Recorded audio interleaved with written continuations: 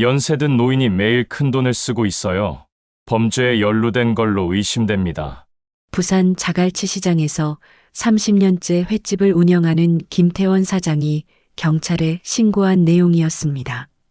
구멍난 운동화에 낡은 점퍼를 입은 75세 할머니가 매일 오후 2시 정각에 나타나 광어회 20kg을 현금으로 사간다는 것이었어요. 하루 150만 원, 20일이면 3천만 원이 넘는 돈을 쓰고 있었습니다. 더 이상한 건 빳빳한 새 돈으로만 결제한다는 점이었죠. 시장 상인들의 증언에 따르면 불과 3개월 전까지만 해도 이 할머니는 새벽부터 밤늦게까지 리어카를 끌고 폐지를 줍던 기초생활수급자였습니다. 한 달에 겨우 30만 원을 벌던 할머니가 어떻게 갑자기 하루에 그 10배가 넘는 돈을 쓸 수 있게 된 걸까요? 경찰이 조사를 시작하자 충격적인 진실이 밝혀졌고 횟집 주인은 눈물을 흘렸습니다. 대체 할머니에게는 어떤 기막힌 사연이 있었던 걸까요? 사연 시작하기 전에 무료로 할 수 있는 구독과 좋아요 부탁드립니다. 인생 세상을 찾아주신 고마운 분들께 기쁨과 행복이 가득하시길 바랍니다. 2023년 11월 7일 화요일 오후 2시 부산 자갈치 시장 근처 대청수산의 문이 삐걱거리며 열렸습니다. 문턱을 넘어선 것은 허리가 구부정한 노인이었어요. 회색빛 머리카락은 듬성듬성 빠져 있었고 얼굴에는 깊은 주름이 골짜기처럼 패여 있었죠. 낡아빠진 검은색 점퍼에는 군데군데 실밥이 풀려 있었고 발끝이 뚫어진 운동화에서는 양말이 살짝 비어져 나왔습니다. 30년째 이 자리를 지켜온 횟집 사장 태원은 손님을 맞으려 고개를 들었다가 잠시 멈칫했습니다. 평소 같으면 어서 오세요라는 인사말이 자동으로 튀어나왔을 텐데 할머니의 초라한 행색에 순간 당황했던 것이죠. 자갈치 시장 주변에는 관광객이나 단골 손님들이 주로 찾아왔고 이런 차림의 어르신은 보통 시장 구경만 하다가 가는 경우가 대부분이었습니다. 어서 오세요, 할머니. 뭘 도와드릴까요? 태원이 조심스럽게 물었습니다. 할머니는 수조를 천천히 둘러보더니 떨리는 손가락으로 가장 큰 수조를 가리켰습니다. 저기, 광어회 있나요? 목소리는 작고 가늘었지만 분명했습니다. 태원은 고개를 끄덕이며 수조 앞으로 다가갔습니다. 네, 있습니다. 오늘 아침에 들어온 싱싱한 놈들이에요. 얼마나 드릴까요? 할머니는 잠시 망설이는 듯 하더니 주머니에서 낡은 갈색 봉투를 꺼냈습니다. 봉투는 여러 번 접었다 편 흔적이 역력했고 모서리는 헤어져 있었죠. 20kg 주세요. 순간 태원의 눈이 동그랗게 커졌습니다. 귀를 의심하며 되물었어요. 네, 20kg이요? 네, 20kg요. 할머니가 담담하게 대답했습니다. 태원은 머릿속으로 빠르게 계산을 했습니다. 광어회 1kg에 6만 원, 20kg이면 120만 원. 대가족 잔치나 회사 회식이 아닌 이상 개인이 20kg을 주문하는 경우는 거의 없었습니다. 더군다나 이런 차림의 할머니가 말이죠. 할머니, 20kg이면 어른 수십 명은 먹을 수 있는 양인데요. 혹시 잘못 말씀하신 건 아니신가요? 태원이 조심스럽게 확인했습니다. 할머니는 고개를 저으며 봉투를 열기 시작했습니다. 그 순간 태원의 눈이 한 번 더 커졌어요. 봉투 안에는 빳빳한 5만원권 지폐가 빼곡히 들어 있었습니다. 새 돈 특유의 냄새가 코끝을 스쳤죠. 20kg 맞습니다. 여기 돈 있어요. 할머니는 떨리는 손으로 지폐를 한 장 한 장 세기 시작했습니다. 5만원권이 24장, 정확히 120만 원이었어요. 태원은 당황스러움을 감추지 못한 채 할머니와 돈을 번갈아 쳐다봤습니다. 구멍난 운동화를 신은 할머니가 120만 원어치 광어회를 산다니 도무지 앞뒤가 맞지 않았습니다. 할머니, 이 많은 양을 어디에 쓰시려고? 집에서 쓸 일이 있어서요. 할머니가 말을 자르며 대답했습니다.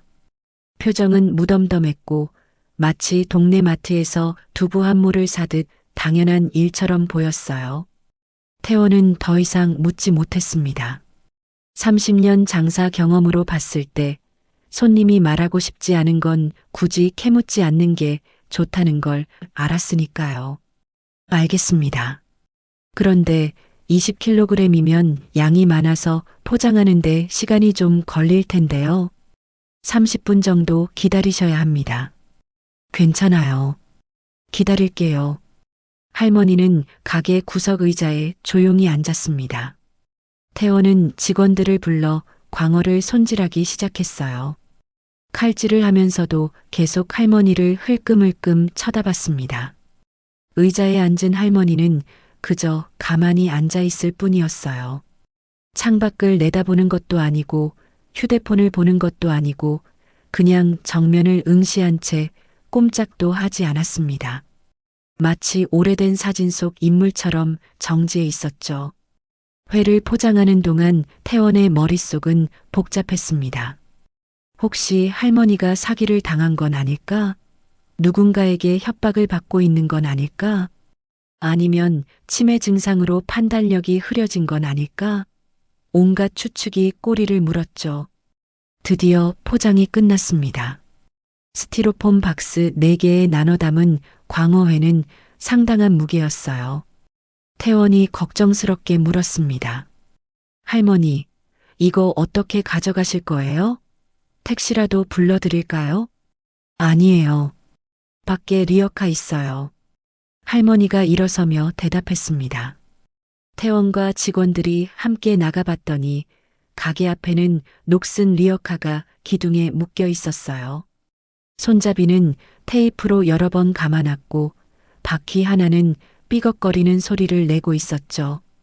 폐지 줍는 사람들이 끌고 다니는 그런 리어카였습니다. 태원이 스티로폼 박스를 리어카에 실어주는 동안 할머니가 갑자기 말했습니다. 내일도 올게요. 같은 양으로 준비해 주세요. 네. 내일도 20kg을요? 태원이 놀라서 되물었습니다. 할머니는 고개를 끄덕이며 낡은 봉투를 다시 주머니에 넣었어요. 네, 매일 올 테니 잘 부탁해요. 그 말을 남기고 할머니는 리어카 손잡이를 잡았습니다. 구부정한 허리를 더욱 굽히며 무거운 리어카를 끌기 시작했어요. 삐걱거리는 바퀴 소리가 멀어져가는 모습이 안쓰러우면서도 이상했습니다. 태원은 멍하니 그 뒷모습을 바라보다가 가게로 돌아왔어요. 사장님, 저 할머니 대체 뭐 하는 분이에요? 120만 원을 현금으로 그냥 내시네요. 젊은 아르바이트생 민준이가 어이없다는 표정으로 말했습니다. 태원은 고개를 저으며 한숨을 내쉬었어요. 모르겠어. 30년 장사하면서 이런 손님은 처음이야. 설마 불법적인 일은 아니겠죠?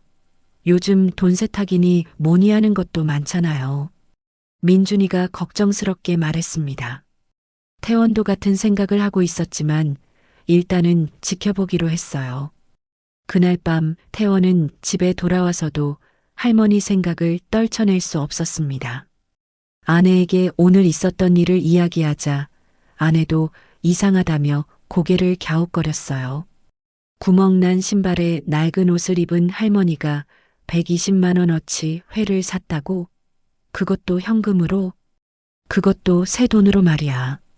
은행에서 막 찾아온 것처럼 빳빳한 5만 원권이었어. 이상하네. 혹시 누가 시킨 건 아닐까?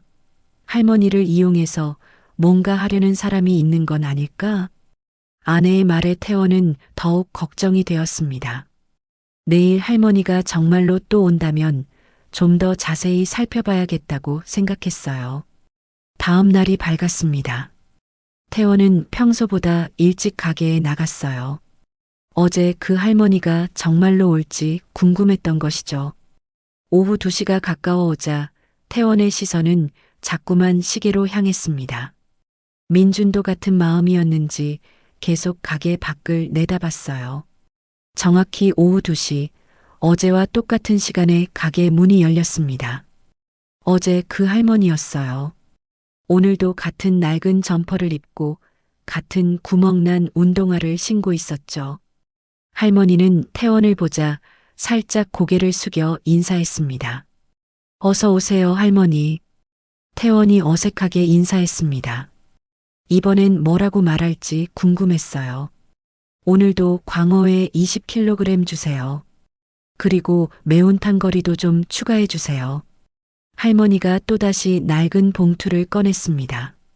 이번에도 빳빳한 새 돈이었어요. 5만원권 30장, 150만원이었습니다. 태원은 돈을 받으며 조심스럽게 물었습니다. 할머니, 실례지만 이 많은 회를 어디에 쓰시는지 여쭤봐도 될까요? 혹시 큰 식당이라도 하시나요? 할머니는 잠시 침묵하더니 짧게 대답했습니다. 아니요. 그냥 필요한 곳이 있어서요. 애매한 대답이었습니다. 태원은 더 이상 묻지 않고 회를 준비하기 시작했어요. 하지만 마음 한구석에서는 의심이 점점 커져갔습니다. 저런 차림의 할머니가 어디서 그런 돈이 났을까? 매일 150만 원씩 쓴다면 한 달에 4,500만 원이 넘는 돈인데 정말로 괜찮은 걸까? 태원은 회를 포장하면서도 계속 할머니를 관찰했습니다. 할머니는 어제처럼 구석 의자에 앉아 있었어요. 표정 하나 바뀌지 않고 꼼짝도 하지 않고 마치 돌부처처럼 가만히 앉아 있었습니다. 어떤 감정도 읽을 수 없는 무표정한 얼굴이었죠. 그 모습이 오히려 더 이상하고 불안하게 느껴졌습니다. 셋째 날도 어김없이 할머니가 나타났습니다. 오후 2시 정각, 분초도 틀리지 않는 정확한 시간이었어요.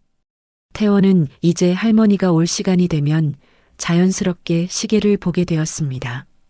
오늘은 날씨가 제법 쌀쌀했는데도 할머니는 여전히 그 낡은 검은색 점퍼만 입고 있었어요. 어서 오세요, 할머니. 이제는 인사도 자연스러워졌습니다.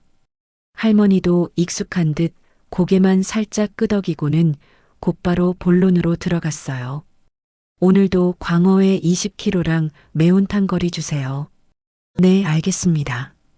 태원이 대답하며 일을 시작하려는데 민준이가 옆으로 다가와 작은 목소리로 속삭였습니다. 사장님, 저 할머니 오늘도 리어카 끌고 오셨어요. 아까 제가 밖에 나가봤는데 리어카에 스티로폼 박스가 이미 2개나 실려 있더라고요. 태원의 눈썹이 올라갔습니다. 스티로폼 박스가 이미 있다는 건 다른 곳에서도 뭔가를 사왔다는 뜻이었죠. 태원은 슬쩍 창밖을 내다봤습니다. 정말로 리어카에 커다란 스티로폼 박스 2개가 보였어요. 박스에는 박신의 정육점이라는 스티커가 붙어 있었습니다. 할머니는 오늘도 구석 의자에 앉아 기다렸습니다. 등을 꼿꼿이 세운 채 두 손을 무릎 위에 가지런히 올려놓고 정면을 바라보고 있었어요. 눈도 깜빡이지 않는 것 같았습니다. 태원은 회를 손질하면서도 자꾸만 할머니를 훔쳐봤어요. 30분이 지나는 동안 할머니는 단 한 번도 자세를 바꾸지 않았습니다. 화장실도 가지 않고 물도 마시지 않고 그저 같은 자세로 앉아 있을 뿐이었죠. 할머니, 다 됐습니다. 태원이 포장을 마치고 말했습니다. 할머니는 천천히 일어나 낡은 봉투를 꺼냈어요. 오늘도 빳빳한 새 돈이었습니다. 5만원권 30장을 세는 할머니의 손은 여전히 떨렸지만 돈을 세는 동작은 정확했어요. 넷째 날, 다섯째 날도 마찬가지였습니다.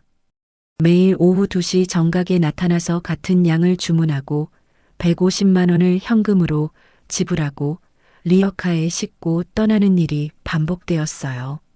5날 동안 할머니가 쓴 돈만 750만 원. 태원은 점점 불안해졌습니다. 6째 날이었습니다. 오늘은 비가 부슬부슬 내리고 있었어요. 태원은 이런 날씨에는 할머니가 오지 않을 거라고 생각했습니다. 그런데 오후 2시가 되자 빗물에 흠뻑 젖은 할머니가 리어카를 끌고 들어왔어요. 우산도 없이 맨몸으로 비를 맞으며 온 것이었습니다. 할머니, 이런 날씨에 우산도 없이. 태원이 놀라서 수건을 가져다 건넸습니다. 할머니는 수건을 받아들고는 얼굴만 대충 닦았어요. 괜찮아요. 오늘도 같은 걸로 주세요. 젖은 옷에서 물이 뚝뚝 떨어지는데도 할머니는 평소와 다름없이 주문했습니다.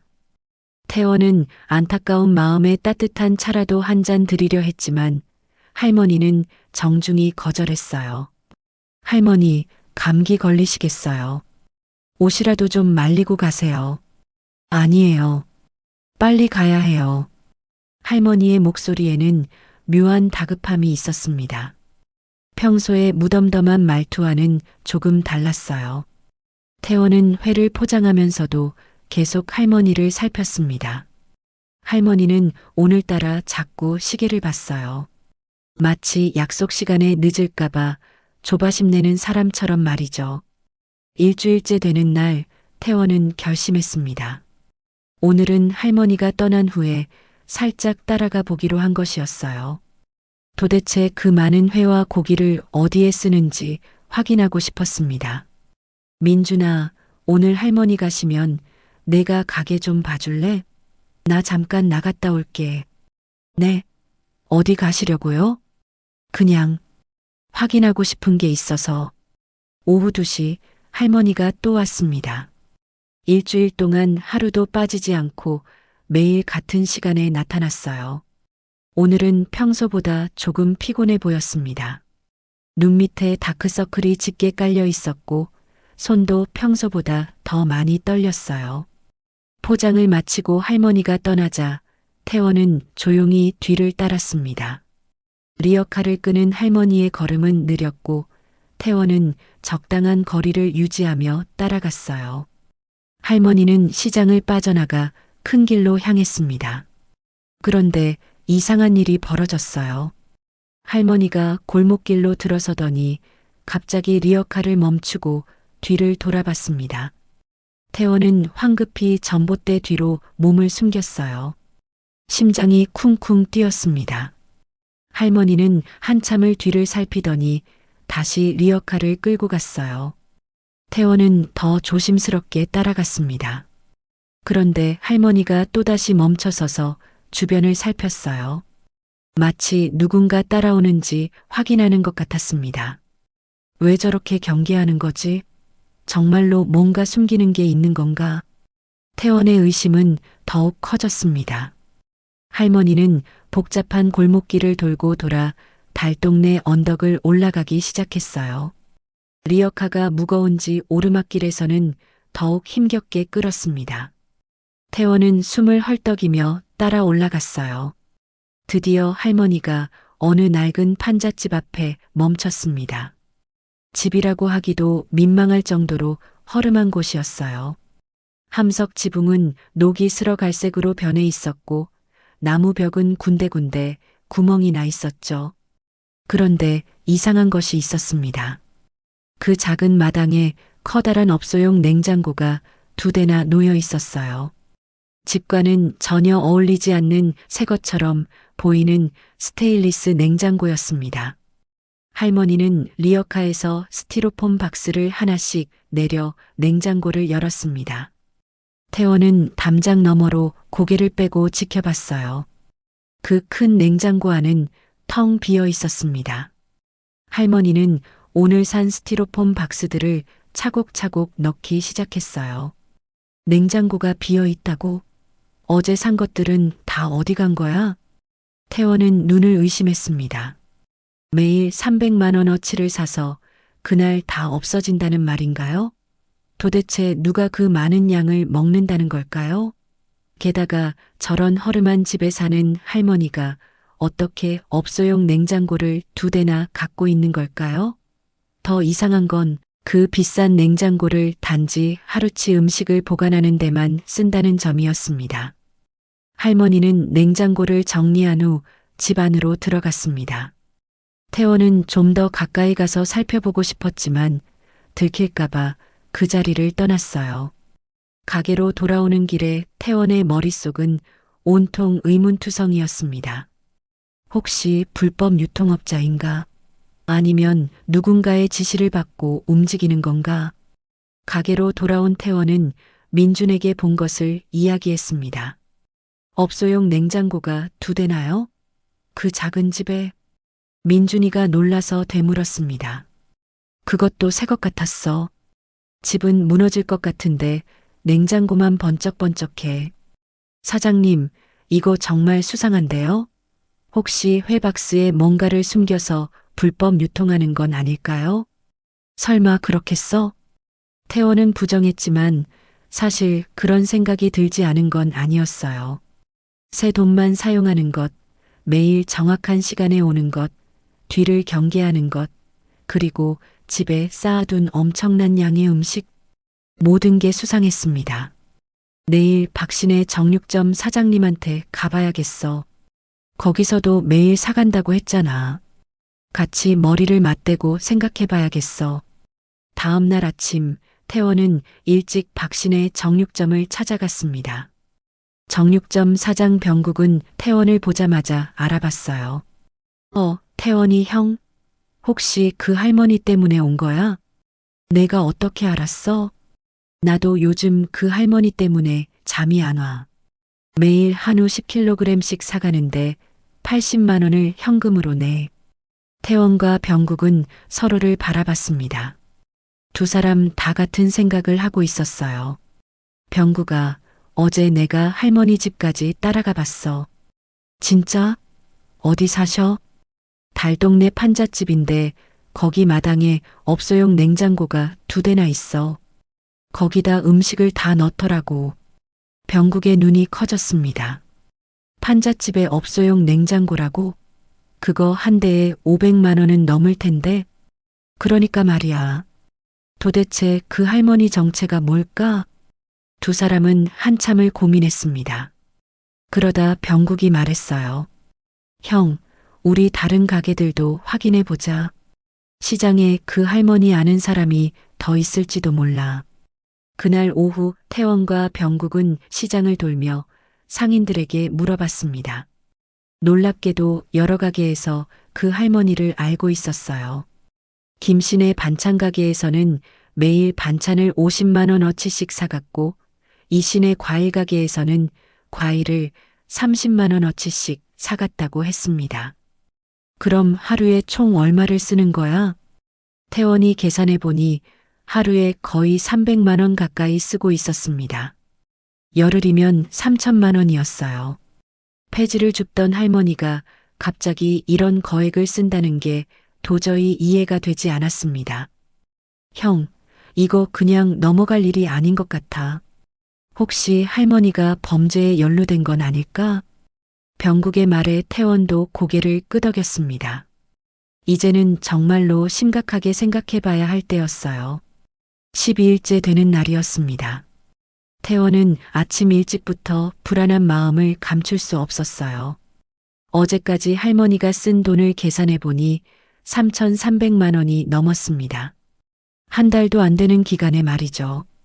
오늘도 어김없이 오후 2시가 가까워오자 태원의 시선은 자연스럽게 가게 밖으로 향했습니다.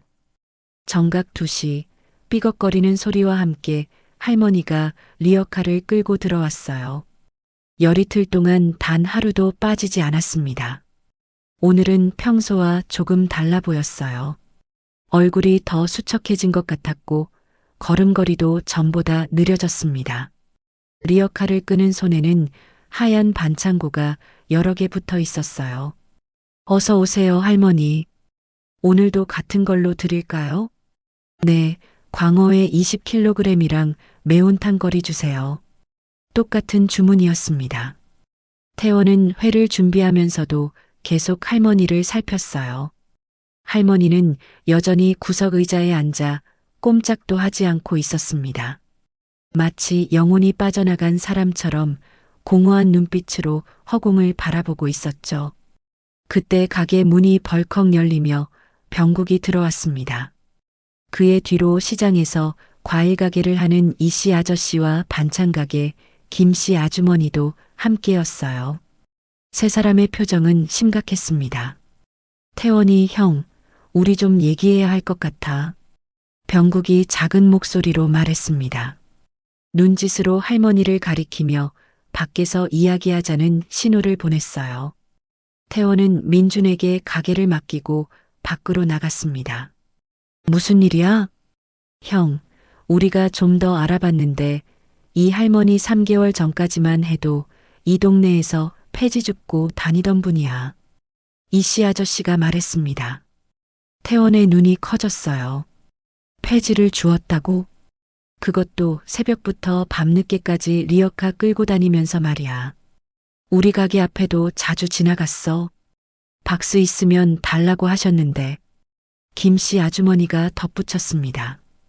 그녀의 목소리에는 당황스러움이 묻어났어요. 그런데 갑자기 3개월 전부터 이렇게 돈을 펑펑 쓰기 시작한 거야. 우리 가게에도 매일 과일을 30만 원씩 사가고 있어. 이씨 아저씨의 말에 태원은 더욱 혼란스러워졌습니다. 폐지를 줍던 할머니가 갑자기 하루에 300만 원씩 쓴다니 도무지 말이 안 되는 일이었죠. 혹시 가족이라도 있나? 들은 바로는 혼자 사신다고 했어. 달동네 그 판잣집에. 병국이 대답했습니다. 네 사람은 서로를 바라보며 침묵했어요. 각자 머릿속으로 온갖 추측을 하고 있었습니다. 이거 혹시 누가 할머니를 이용하는 건 아닐까? 김씨 아주머니가 걱정스럽게 말했습니다. 요즘 노인들 상대로 사기치는 것도 많다던데. 보이스피싱이나 그런 거 말이야. 근데 보이스피싱 당한 사람이 매일 이렇게 나와서 장을 볼까? 이씨 아저씨가 의문을 제기했습니다. 태원도 고개를 끄덕였어요. 뭔가 다른 이유가 있을 것 같았습니다. 어제 내가 할머니 집까지 따라가 봤어. 마당에 업소용 냉장고가 2대나 있더라고. 태원이 말하자 모두의 눈이 더 커졌습니다. 업소용 냉장고를? 그것도 새 것 같았어. 근데 더 이상한 건 냉장고 안이 텅 비어 있었다는 거야. 그날 산 것만 넣더라고. 그럼 매일 산 게 그날 다 없어진다는 거야? 병국이 놀라서 물었습니다. 태원은 고개를 끄덕였어요. 도대체 누가 그 많은 양을 먹는다는 거지? 네 사람은 다시 침묵에 빠졌습니다. 그때 김씨 아주머니가 무언가 떠올린 듯 말했어요. 아, 맞다. 내가 며칠 전에 할머니한테 물어봤어. 이렇게 많이 사서 어디 쓰시냐고. 뭐라고 하셨어? 그냥 아이들이 많이 먹어요라고만 하시더라고. 아이들? 태원이 되물었습니다. 할머니가 혼자 산다면서 무슨 아이들이란 말일까요? 혹시 고아원이나 그런 데 기부하시는 건가? 이씨 아저씨가 추측했지만 병국이 고개를 저었어요. 그럼 영수증이나 그런 걸 받아야 하는데 할머니는 항상 현금으로만 계산하잖아. 그것도 새 돈으로. 새 돈? 그게 또 수상하지. 태원이 중얼거렸습니다. 은행에서 갓 찾은 듯한 빳빳한 5만 원권만 사용한다는 게 더욱 의심스러웠어요. 그들이 이야기를 나누는 사이 할머니는 회 포장이 끝나기를 기다리고 있었습니다.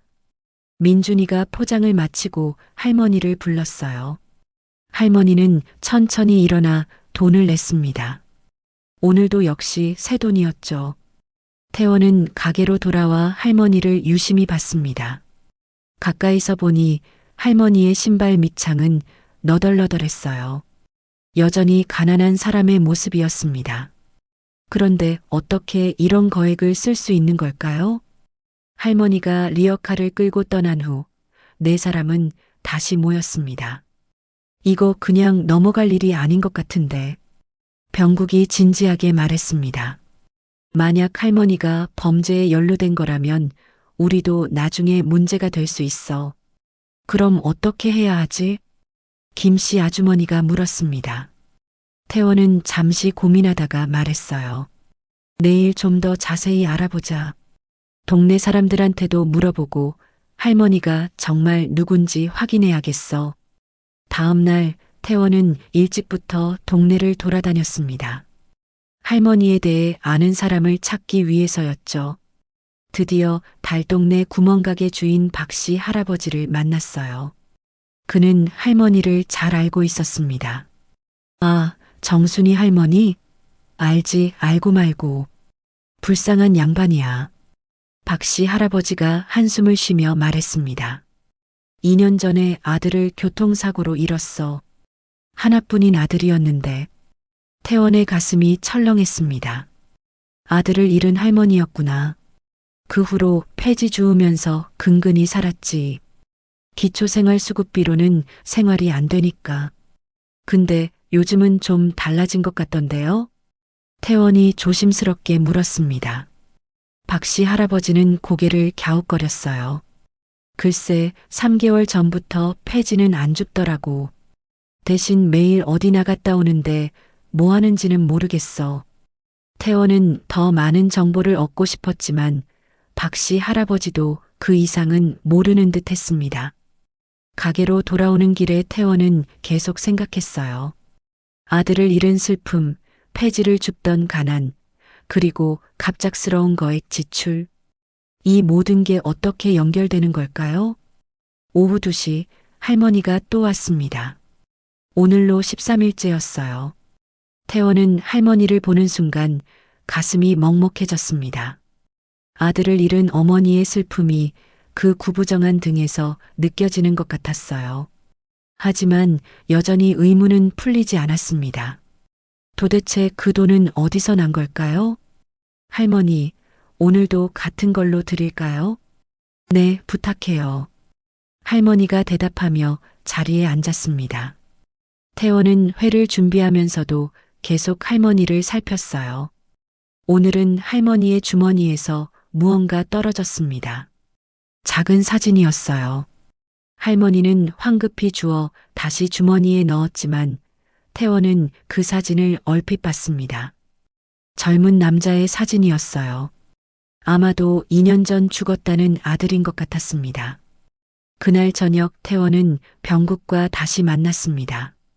형, 나도 좀 알아봤는데 할머니가 매일 어디론가 음식을 가져간다는 얘기를 들었어. 어디로?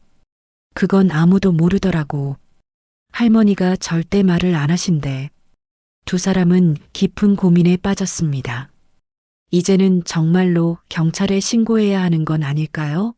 하지만 만약 할머니가 정말로 선한 일을 하고 있다면 괜한 오해로 할머니에게 상처를 주는 건 아닐까요? 내일 한 번 더 지켜보자. 그래도 이상하면. 태원이 말을 흐렸습니다. 병국도 고개를 끄덕였어요. 더 이상은 그냥 지켜볼 수만은 없을 것 같았어요. 14일째 되는 날 아침, 태원은 평소보다 일찍 일어났습니다. 간밤에 잠을 제대로 이루지 못했어요. 할머니 생각이 머릿속을 떠나지 않았기 때문이었죠. 폐지를 줍던 기초생활수급자가 갑자기 하루에 300만 원씩 쓴다는 게 도무지 이해가 되지 않았습니다. 가게에 도착하니 민준이 이미 와서 청소를 하고 있었어요. 평소보다 1시간이나 일찍 온 것이었습니다. 민준아, 이렇게 일찍 왔네? 사장님, 저도 궁금해서 잠이 안 왔어요. 그 할머니 말이에요. 민준의 눈에는 호기심이 가득했습니다. 22살 청년의 눈에도 이 상황은 미스터리였던 거죠.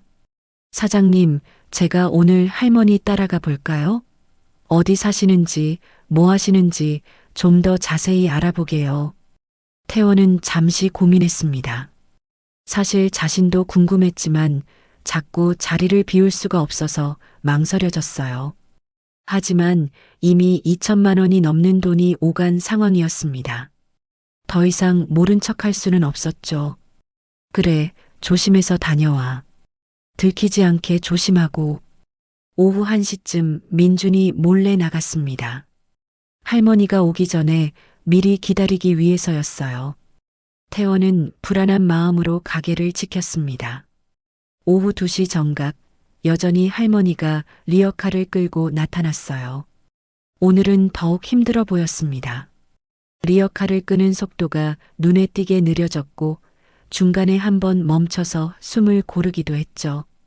어서 오세요, 할머니. 오늘도 같은 걸로 주세요. 똑같은 대화가 오갔습니다. 태원은 회를 준비하면서도 계속 할머니를 살폈어요. 할머니는 오늘도 구석 의자에 앉아 꼼짝도 하지 않았습니다. 하지만 가끔씩 주머니에서 무언가를 꺼내 만지작거렸어요. 어제 떨어뜨렸던 그 사진인 것 같았습니다. 회 포장이 끝나고 할머니가 떠난 지 1시간쯤 지났을 때 민준이 헐떡이며 돌아왔습니다. 얼굴이 빨갛게 달아올라 있었고 이마에는 땀이 송글송글 맺혀 있었어요. 사장님, 제가 봤어요. 뭘 봤어? 천천히 말해봐. 민준이 숨을 고르며 말하기 시작했습니다. 할머니가 정말 달동네에 사세요.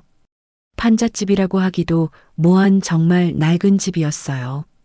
지붕은 함석으로 대충 덮어놨고 벽은 나무 판자로 막아놨는데 틈새로 안이 다 보일 정도였어요. 태원은 고개를 끄덕이며 들었습니다. 자신이 며칠 전에 본 그 집이 맞는 것 같았어요. 근데 사장님, 정말 이상한 게 있었어요. 그 작은 마당에 업소용 냉장고가 2대나 있는 거예요. 집값보다 냉장고 값이 더 나갈 것 같던데요? 그래, 나도 그거 봤어. 그리고 더 이상한 건 할머니가 냉장고에 음식을 넣고 나서 집 안으로 들어갔는데 거기서 뭔가를 열심히 적으시더라고요. 창문으로 슬쩍 봤는데 큰 공책 같은 걸 펼쳐놓고 뭔가 계산하듯이 적고 계셨어요. 계산을? 태원의 눈빛이 날카로워졌습니다. 혹시 정말로 누군가의 지시를 받고 움직이는 건 아닐까요? 그리고 사장님, 제가 동네 사람들한테도 물어봤어요. 3개월 전까지만 해도 할머니가 새벽 4시부터 밤 10시까지 폐지를 주우러 다니셨대요. 한 달에 겨우 30만 원 정도 버셨다고 하던데 역시나 이상했습니다. 한 달에 30만 원 버는 사람이 하루에 300만 원을 쓴다니 이건 정말 말이 안 되는 일이었어요. 그때 가게 문이 열리며 병국이 들어왔습니다. 그의 표정도 심각했어요. 형, 큰일이야. 내가 좀 더 알아봤는데. 병국이 주변을 살피며 목소리를 낮췄습니다. 우리 동네에서 최근에 고령자 대상 보이스피싱이 엄청 많았대. 특히 자식 잃은 노인들을 노린 사기가 많다고 하더라고. 태원의 얼굴이 굳어졌습니다. 할머니도 아들을 잃었으니 충분히 표적이 될 수 있었어요. 그리고 더 이상한 건 요즘 노인들을 이용한 돈 세탁도 많다는 거야. 노인들한테 돈을 맡기고 물건을 사게 한 다음 그걸 다시 회수해가는 식으로. 그럼 할머니가 모르겠어. 하지만 기초생활수급자가 갑자기 이런 거액을 쓴다는 건 정상이 아니야. 세 사람은 서로를 바라봤습니다. 이제는 정말로 결정을 내려야 할 때인 것 같았어요. 다음 날이었습니다. 태원은 아침부터 마음이 무거웠어요. 오늘까지 할머니가 쓴 돈을 계산해 보니 4,500만 원에 달했습니다. 더 이상 방관할 수 없는 금액이었죠. 오전에 병국이 또 찾아왔습니다. 이번에는 이씨 아저씨와 김씨 아주머니 그리고 시장 통장님까지 함께였어요. 태원 씨, 우리가 의논을 좀 해봤는데 통장님이 무거운 목소리로 말을 시작했습니다. 60대 중반의 통장님은 시장 상인들의 대표 역할을 하는 분이었어요. 이 할머니 건은 그냥 넘어갈 일이 아닌 것 같아. 혹시라도 범죄에 연루된 거라면 우리 시장 전체가 문제가 될 수 있어. 그럼 어떻게 하실 생각이세요? 일단 좀 더 확실한 증거를 찾아보자. 오늘 할머니가 오시면 좀 더 자세히 물어보고 이상하다 싶으면 통장님이 말을 흐렸습니다. 모두가 그 다음 말을 알고 있었어요. 경찰에 신고한다는 것이었죠. 오후 2시 할머니가 또 나타났습니다. 오늘은 평소와 조금 달랐어요. 리어카에 이미 다른 가게의 박스들이 가득 실려 있었고 할머니의 표정도 더욱 지쳐 보였습니다. 어서 오세요, 할머니. 태원이 인사하자 할머니는 고개만 살짝 끄덕였어요. 그리고는 곧바로 주문했습니다. 오늘도 같은 걸로 주세요. 태원은 회를 준비하면서 용기를 냈습니다. 할머니, 죄송한데 하나만 여쭤봐도 될까요? 할머니가 태원을 봤습니다. 무표정한 얼굴이었지만 눈빛에는 피로가 가득했어요. 매일 이렇게 많은 양을 사가시는데 혹시 무슨 일이라도 있으신가요? 저희가 걱정이 돼서요. 할머니는 잠시 침묵했습니다. 그리고는 작은 목소리로 대답했어요. 걱정 마세요. 제가 알아서 할 일이에요. 단호한 거절이었습니다. 태원은 더 이상 묻지 못했어요. 하지만 가게 밖에서 지켜보던 통장님과 다른 상인들의 표정은 점점 굳어져 갔습니다. 할머니가 떠난 후 상인들이 모두 모였습니다. 이건 정말 이상해. 뭔가 숨기는 게 분명해. 통장님이 단호하게 말했습니다. 오늘 저녁에 다시 모여서 결정하자. 이대로는 안 돼. 그날 저녁 상인들이 다시 모였습니다. 모두의 얼굴이 심각했어요. 내일이면 16세째야. 거의 5천만 원 가까이 쓰게 돼. 병국이 계산기를 두드리며 말했습니다. 그리고 제가 은행 아는 사람한테 물어봤는데 그렇게 많은 새 돈을 매일 찾는 건 일반적이지 않대요. 특별한 이유가 없으면 말이죠. 이씨 아저씨가 덧붙였습니다. 혹시 할머니가 갑자기 큰 돈을 얻은 건 아닐까? 유산이나 보험금 같은. 김씨 아주머니가 조심스럽게 말했지만 태원이 고개를 저었어요. 가족 없이 혼자 살아온 분인 것 같던데요. 그리고 폐지 줍던 분이 갑자기 그런 큰 돈을 얻었다면 왜 여전히 그 판잣집에 살고 계실까요? 그리고 왜 리어카를 끌고 다니시겠어요? 모두가 침묵했습니다. 맞는 말이었어요. 정상적으로 큰 돈을 얻었다면 굳이 그렇게 힘들게 살 이유가 없었죠. 내일 한 번 더 지켜보고 정말 이상하면 통장님이 결심한 듯 말했습니다. 신고하는 수밖에 없을 것 같아. 할머니를 위해서라도 말이야. 16일째 되는 날 아침 태원은 신문을 보다가 깜짝 놀랐습니다. 일면에 큰 제목으로 고령자 대상 보이스피싱 급증. 이달만 벌써 50건이라는 기사가 실려 있었어요. 기사를 자세히 읽어보니 더욱 충격적이었습니다. 특히 자녀를 잃은 노인들을 노려 죽은 자녀의 빚이나 유품 정리 등을 빌미로 돈을 뜯어내는 수법이 기승을 부린다는 내용이었죠. 태원은 신문을 든 채로 한참을 멍하니 있었습니다. 할머니도 2년 전에 아들을 잃었다고 했었죠. 혹시 할머니도 이런 사기에 당하고 있는 건 아닐까요? 아니면 더 나쁜 경우 누군가가 할머니를 이용해서 범죄를 저지르고 있는 건 아닐까요? 가게에 도착하니 병국이 이미 와서 기다리고 있었습니다. 그의 손에도 같은 신문이 들려 있었어요. 형, 이거 봤어? 응, 방금 봤어. 두 사람은 서로를 바라봤습니다. 같은 생각을 하고 있다는 걸 알 수 있었어요. 형, 내가 어젯밤에 인터넷으로 좀 찾아봤는데 노인들을 이용한 돈 세탁 수법이 정말 많더라고. 특히 기초생활수급자나 독거노인들을 노리는 경우가 많대. 병국이 휴대폰을 꺼내 화면을 보여줬습니다. 관련 기사들이 줄줄이 떴어요. 방법도 다양해.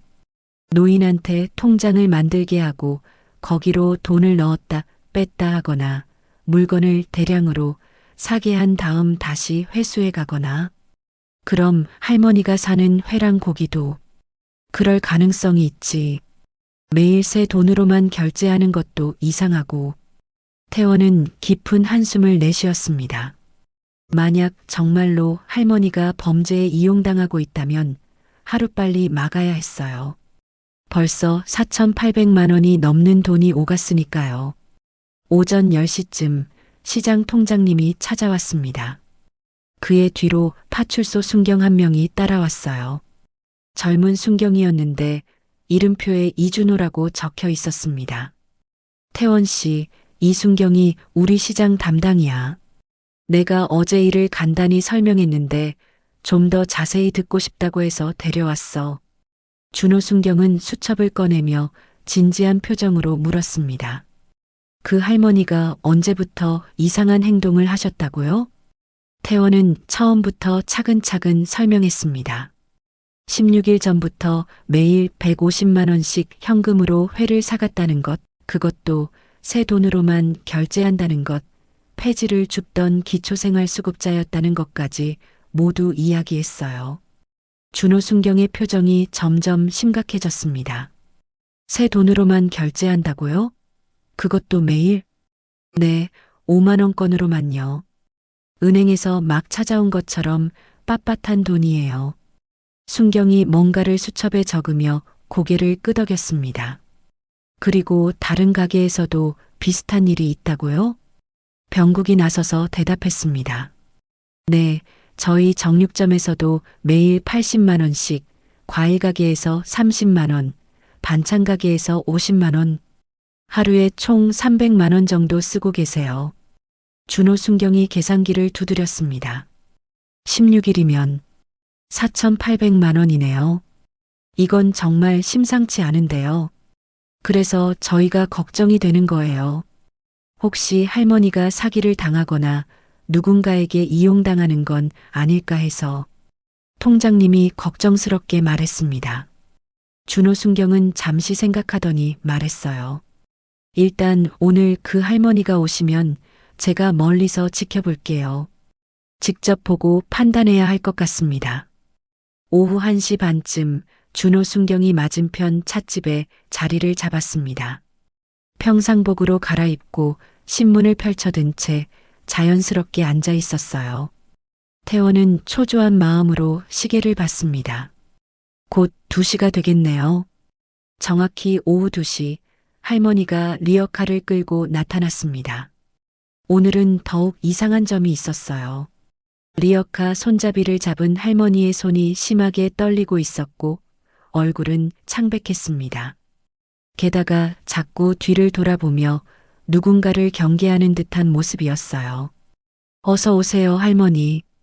태원이 인사했지만 할머니는 건성으로 고개만 끄덕였습니다. 평소보다 더 다급해 보였어요. 오늘도 같은 걸로 주세요.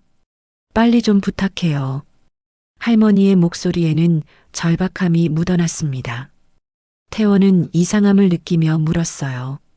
할머니, 무슨 급한 일이라도 있으세요? 아니에요.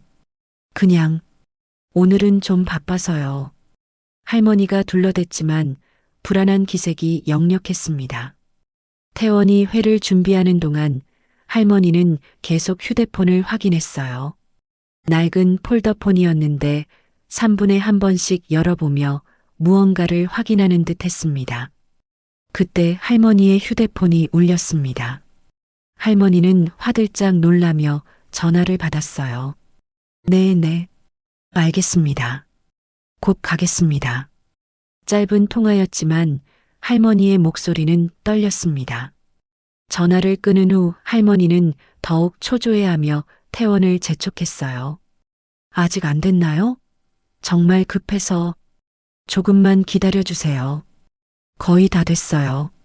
태원은 일부러 천천히 포장하며 할머니를 관찰했습니다. 할머니는 안절부절 못하며 계속 시계를 봤어요. 마치 정해진 시간 안에 어디론가 가야 하는 사람처럼 보였습니다. 드디어 포장이 끝났습니다. 할머니는 서둘러 돈을 꺼냈어요. 오늘도 새 돈이었습니다. 그런데 돈을 세는 할머니의 손이 평소보다 더 심하게 떨렸어요. 5만 원권 한 장이 바닥에 떨어졌는데 할머니는 황급히 주워 담았습니다. 여기 있어요. 할머니가 돈을 건네고 서둘러 스티로폼 박스를 리어카에 실었습니다. 그리고는 거의 뛰다시피 가게를 나갔어요. 태원은 창문으로 할머니를 지켜봤습니다. 리어카를 끌고 가는 할머니의 뒷모습이 너무나 급해 보였어요. 잠시 후 준호 순경이 가게로 들어왔습니다. 그의 표정은 매우 심각했어요.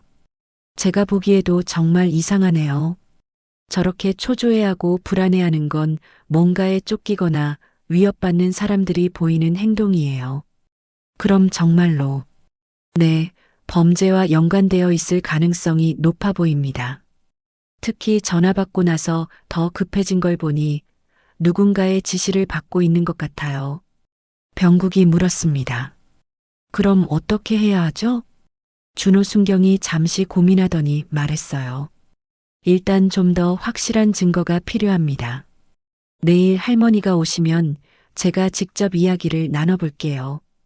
그리고 필요하면 순경이 말을 멈췄지만 모두가 알고 있었습니다.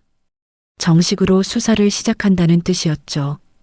그날 저녁 태원은 집에서도 할머니 생각을 떨쳐낼 수 없었습니다. 아내에게 오늘 있었던 일을 이야기하자 아내도 걱정스러운 표정을 지었어요. 정말 할머니가 위험에 처한 건 아닐까? 그런 것 같아. 오늘 할머니 표정이 정말 안 좋았어. 태원은 깊은 생각에 잠겼습니다. 만약 할머니가 정말로 누군가에게 협박을 받고 있다면 하루빨리 도와야 했어요. 이미 거의 5천만 원에 가까운 돈이 오갔고 이대로 두면 할머니가 더 큰 피해를 볼 수도 있었습니다. 다음 날 아침 태원은 일찍 가게에 나갔습니다. 오늘은 정말로 진실을 밝혀야겠다고 결심했어요. 준호 순경도 아침 일찍부터 와서 대기하고 있었고 병국과 다른 상인들도 모두 긴장한 표정으로 모여 있었습니다. 오늘이 17일째야. 5,100만 원이 넘었어. 통장님이 무거운 목소리로 말했습니다. 모두가 숨을 죽이고 오후 2시를 기다렸어요. 과연 오늘도 할머니가 올까요? 그리고 진실은 무엇일까요? 20일째 되던 날 아침 태원은 더 이상 참을 수 없었습니다. 할머니가 지금까지 쓴 돈을 계산해 보니 6천만 원이 넘었어요. 이건 단순한 개인의 소비로 볼 수 없는 금액이었습니다. 무엇보다 어제 할머니의 초조하고 불안한 모습이 자꾸 눈앞에 아른거렸죠. 누군가에게 협박받는 사람의 표정이 분명했습니다. 가게 문을 열자마자 민준이 달려왔습니다. 그의 얼굴에는 걱정이 가득했어요. 사장님, 어제 제가 퇴근하고 나서도 계속 생각해 봤는데요. 할머니가 정말 위험한 것 같아요. 어제 그 전화 받고 나서 완전히 안색이 변했잖아요. 그래, 나도 그렇게 생각해. 태원이 한숨을 쉬며 대답했습니다. 민준이 조심스럽게 말을 이었어요. 사장님, 이제는 정말 신고해야 할 때 같아요. 할머니를 보호하기 위해서라도요. 민준의 말이 맞았습니다. 더 이상 방관하면 할머니가 더 큰 피해를 입을 수도 있었어요. 태원은 결심한 듯 고개를 끄덕였습니다. 그래, 오늘 신고하자. 더 늦기 전에. 오전 10시쯤 병국이 헐레벌떡 뛰어왔습니다. 숨을 헐떡이며 급하게 말했어요. 형, 큰일 났어. 옆 동네 수산시장에서도 그 할머니 봤대. 뭐라고? 태원이 놀라서 되물었습니다. 병국이 숨을 고르며 설명했어요. 내 친구가 거기서 장사하는데 어제 우리 할머니 얘기하니까 자기네 가게에도 비슷한 할머니가 온대. 매일 오징어랑 새우를 20만 원씩 사간다고. 태원의 눈이 커졌습니다. 그럼 할머니가 하루에 쓰는 돈이 300만 원이 아니라 그 이상이란 말인가요? 그것뿐만이 아니야. 떡집에서도 30만 원, 김밥집에서도 20만 원씩. 병국이 손가락으로 하나씩 세며 말했습니다. 계산해 보니 하루에 거의 400만 원을 쓰고 있었어요. 20날이면 8천만 원이었습니다. 이건 정말 심각한데. 태원이 중얼거렸습니다. 그때 시장 통장님이 들어왔어요. 그의 뒤로 준호 순경도 함께였습니다. 태원 씨, 이제는 정말 결단을 내려야 할 때야. 통장님의 목소리는 단호했습니다. 준호 순경도 진지한 표정으로 말했어요. 저도 어제 가서 보고서를 작성했습니다. 상부에서도 이 건을 심각하게 보고 있어요. 정식으로 신고하시면 바로 수사에 들어갈 수 있습니다. 태원은 잠시 망설였습니다. 혹시 할머니에게 피해가 가지는 않을까 걱정됐어요. 하지만 이대로 두면 더 큰 피해를 볼 게 분명했습니다. 알겠습니다. 신고하겠습니다. 태원이 결심을 굳히자 준호 순경이 수첩을 꺼냈어요. 그럼 정식으로 신고 접수하겠습니다. 자세히 설명해 주세요. 태원은 처음부터 끝까지 모든 것을 이야기했습니다. 20일 전 할머니가 처음 나타난 날부터 매일 같은 시간에 와서 현금으로 거액을 지불한 것, 새 돈만 사용한 것, 그리고 어제의 수상한 전화통화까지 하나도 빠짐없이 설명했어요. 준호 순경이 꼼꼼히 기록하며 물었습니다. 할머니 성함이 정순희 씨 맞죠? 네, 달동네 판잣집에 사신다고 들었어요. 그리고 3개월 전까지 폐지를 주우셨다고요? 네, 기초생활수급자셨대요. 준호 순경이 무언가를 더 적으며 말했습니다. 폐지 줍던 할머니가 갑자기 하루에 400만 원씩 쓴다. 이건 정말 이상하네요. 병국이 덧붙였습니다. 그리고 매일 그날 산 걸 다 소비한대요. 집에 있는 냉장고는 매일 비어 있고 그날 산 것만 넣는다고. 그것도 수상하네요. 도대체 그 많은 양을 어디에 쓰는 걸까요? 준호 순경이 고개를 갸웃거렸습니다. 그때 민준이가 손을 들며 말했어요. 저 할머니가 아이들이 많이 먹는다고 하셨다는데. 아이들? 준호 순경의 눈빛이 날카로워졌습니다. 혼자 사시는 분이 무슨 아이들을 말하는 걸까요? 혹시 어린이 관련 시설이나. 아니에요. 우리가 알아본 바로는 그런 곳과 연결된 건 없었어요. 통장님이 고개를 저었습니다. 준호 순경이 잠시 생각하더니 말했어요. 일단 오늘 할머니가 오시면 제가 직접 상황을 파악해 보겠습니다. 그리고 필요하면 즉시 보호 조치를 취하겠습니다. 오후 1시 반 준호 순경은 제복을 입고 가게 한쪽에서 대기했습니다. 태원과 민준, 병국도 긴장한 채로 시계를 봤어요. 곧 2시가 되겠습니다. 그런데 이상했습니다.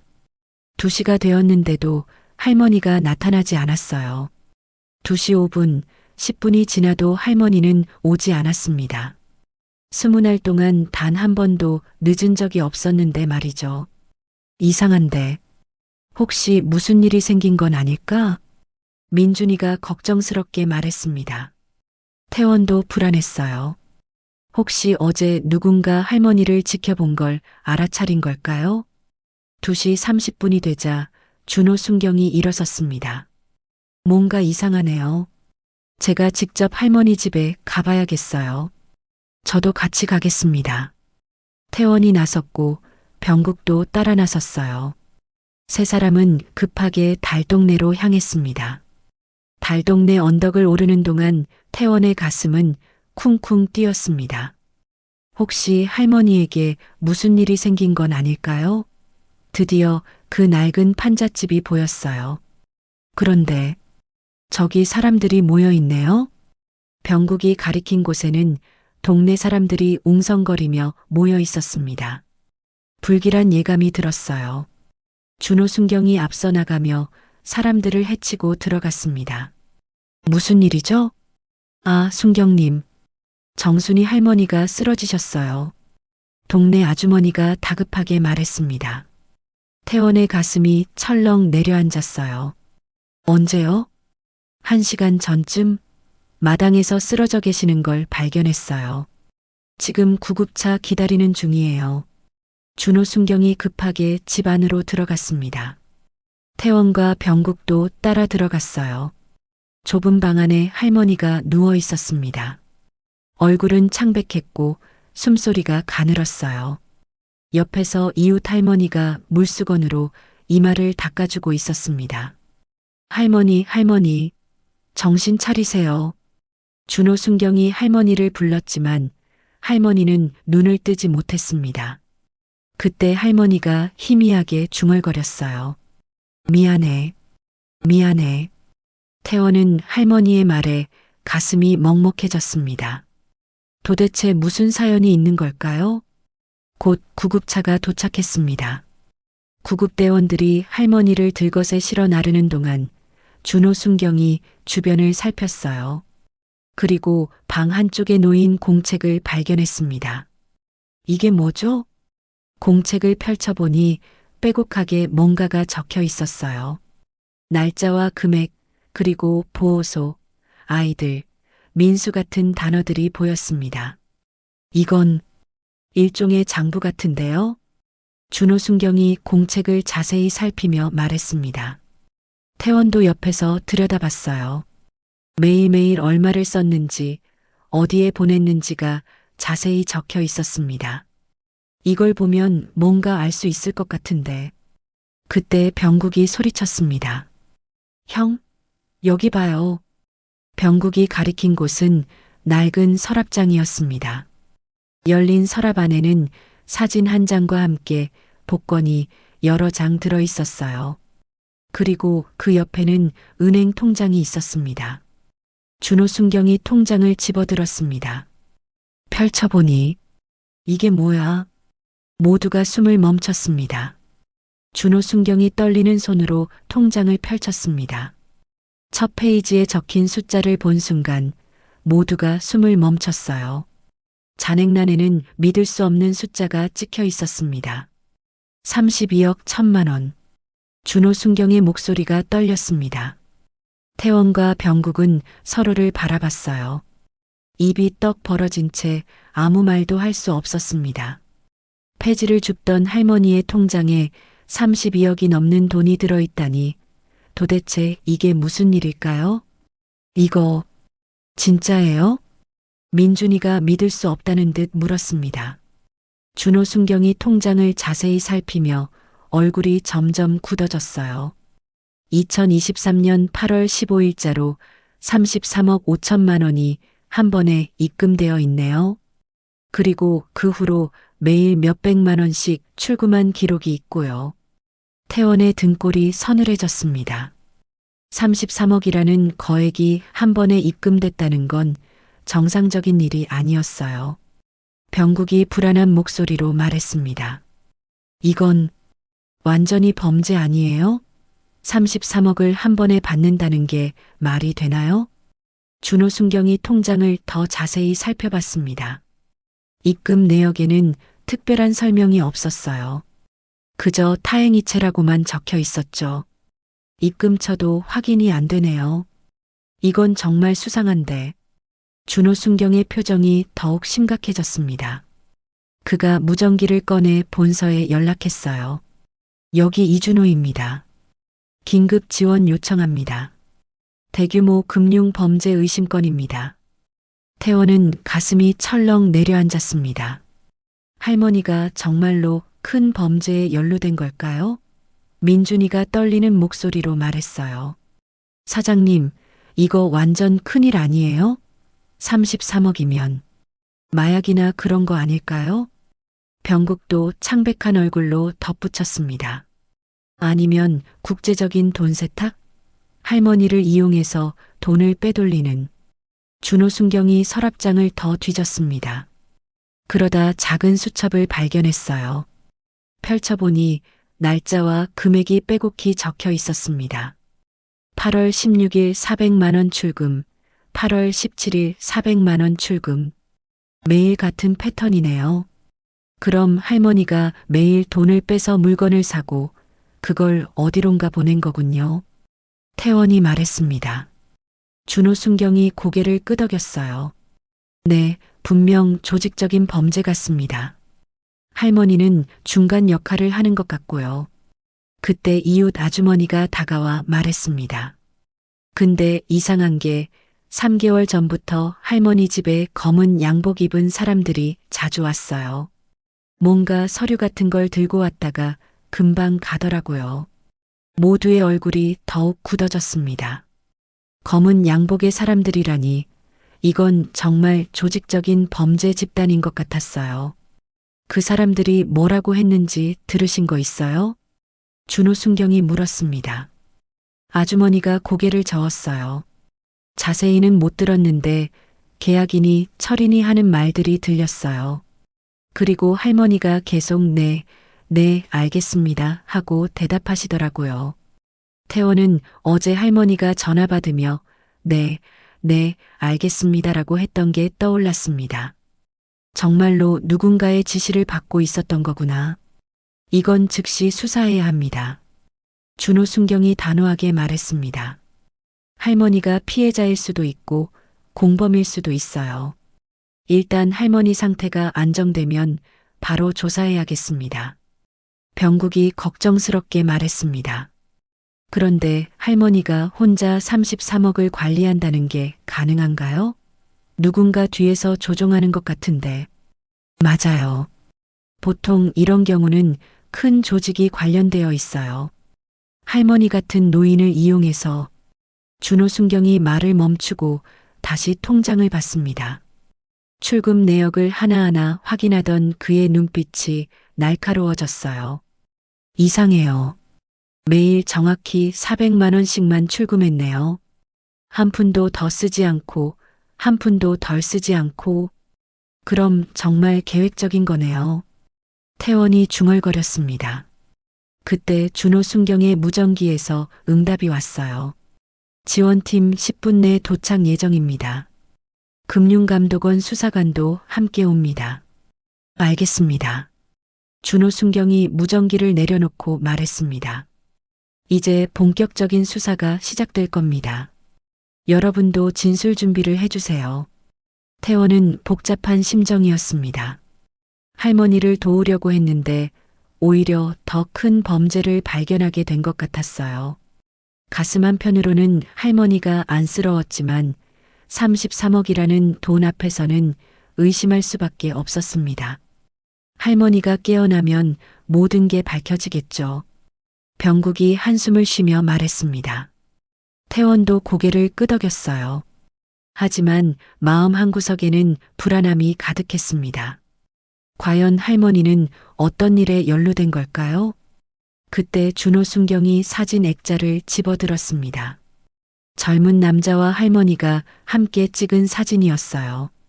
이 사람이 아들인가 보네요. 사진 뒤에는 2015년 7월 5일 민수 생일이라고 적혀 있었습니다. 태원이 사진을 보며 말했어요. 2년 전에 교통사고로 돌아가셨다고 들었는데 아들이 죽고 나서 이런 일에 휘말린 건가요? 아마 그런 것 같네요. 자식을 잃은 슬픔을 이용해서. 준호순경이 분노에 찬 목소리로 말했습니다.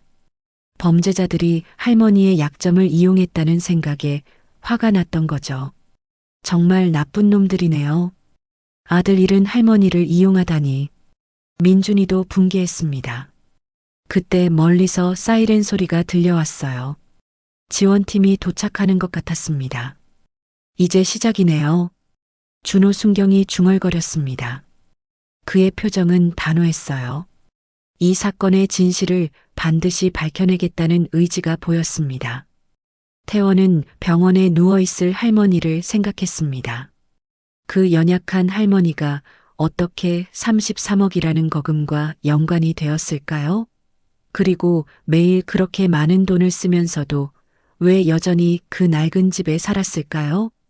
병원에 가봐야겠어요. 태원이 말했습니다. 준호순경이 고개를 끄덕였어요. 네, 할머니가 깨어나시면 바로 가봅시다. 이 모든 수수께끼의 답은 할머니만이 알고 있을 테니까요. 모두가 무거운 마음으로 고개를 끄덕였습니다. 33억이라는 거금, 매일 반복되는 거액 지출, 그리고 쓰러진 할머니. 이 모든 퍼즐 조각이 어떻게 맞춰질지 아무도 예상할 수 없었어요. 창밖으로 구급차가 멀어져 가는 게 보였습니다. 할머니를 태운 구급차였죠. 태원은 할머니가 무사하기를 빌었습니다. 그리고 이 모든 일의 진실이 하루빨리 밝혀지기를 바랐어요. 형, 우리도 병원에 가야 하지 않을까요? 병국이 걱정스럽게 물었습니다. 태원이 시계를 봤어요. 벌써 오후 4시가 넘었습니다. 그래, 가자. 할머니한테 직접 들어봐야 할 것 같아.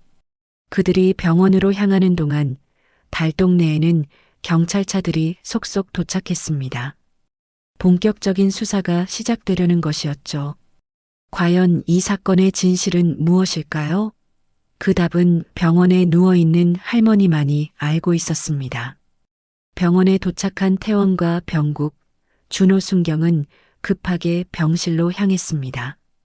복도를 걸으면서도 태원의 마음은 무거웠어요. 33억이라는 거금, 범죄 조직의 가능성, 그리고 쓰러진 할머니. 모든 게 뒤엉켜 머릿속이 복잡했습니다. 병실 문 앞에 도착하자 준호 순경이 먼저 문을 두드렸습니다. 들어가도 될까요? 안에서 희미한 대답 소리가 들렸어요. 문을 열고 들어가니 할머니가 침대에 누워 있었습니다. 링거를 맡고 있는 할머니의 얼굴은 창백했고 뼈만 앙상하게 남은 팔은 너무나 가늘었어요. 75살이라는 나이보다 훨씬 더 늙어 보였습니다. 할머니, 괜찮으세요? 태원이 조심스럽게 물었습니다. 할머니는 고개를 돌려 태원을 봤어요. 그리고는 힘없이 미소를 지었습니다. 아, 횟집 사장님. 여기까지 오셨네요. 할머니의 목소리는 가늘고 약했습니다. 준호 순경이 의자를 침대 가까이 끌어당기며 앉았어요. 그의 표정은 진지했습니다. 할머니, 죄송하지만 몇 가지 여쭤봐야 할 게 있습니다. 할머니가 천천히 고개를 끄덕였어요. 준호 순경이 조심스럽게 말을 꺼냈습니다. 할머니 통장에 33억이 넘는 돈이 있던데요. 이 돈이 어떻게... 순간 할머니의 눈빛이 흔들렸습니다. 한참을 침묵하던 할머니가 깊은 한숨을 내쉬며 입을 열었어요. 결국 들키고 말았네요. 준호 순경의 표정이 굳어졌습니다. 정말로 범죄와 관련이 있는 걸까요? 그때 할머니가 떨리는 목소리로 말을 이었어요. 복권이에요. 네. 세 사람이 동시에 되물었습니다. 할머니가 천천히 고개를 끄덕였어요. 3개월 전에 로또 1등에 당첨됐어요. 50억이었죠. 세금 떼고 33억 5천만 원을 받았어요. 태원의 입이 떡 벌어졌습니다. 로또라니 전혀 예상하지 못한 답이었어요. 그런데 왜 그 사실을 숨기시고? 준호 순경이 물었습니다. 할머니의 눈가에 눈물이 맺혔어요. 돈이 무슨 소용이겠어요. 이제 와서 이런 돈이. 민수가 없는데. 민수요? 제 아들이에요. 2년 전에 교통사고로. 할머니는 더 이상 말을 잇지 못하고 눈물을 흘렸습니다. 그리고는 떨리는 목소리로 2년 전 그날의 이야기를 꺼내기 시작했어요. 2년 전 봄날이었습니다. 41에 얻은 외아들 민수는 32살의 청년이 되어 있었어요. 키가 크고 마른 체격에 언제나 수줍은 미소를 짓는 착한 아들이었습니다. 그날도 민수는 새벽 5시에 일어나 출근 준비를 했습니다. 한 달 전부터 시작한 공사장 일 때문이었죠. 원래 다니던 사무실을 그만두고 공사장으로 옮긴 이유는 단 하나였습니다. 돈을 더 많이 벌기 위해서였어요. 엄마, 다녀올게요. 이렇게 일찍 가야 해? 아침도 못 먹었는데. 순이 할머니는 아들의 거칠어진 손을 보며 가슴이 아팠습니다. 사무실에서 일할 때는 깨끗했던 손이 이제는 온통 상처투성이었어요. 괜찮아요. 오늘 첫 월급 타는 날이에요. 저녁에 깜짝 선물 가져올게요. 민수의 눈이 반짝였습니다. 한 달 동안 손꼽아 기다린 날이었죠.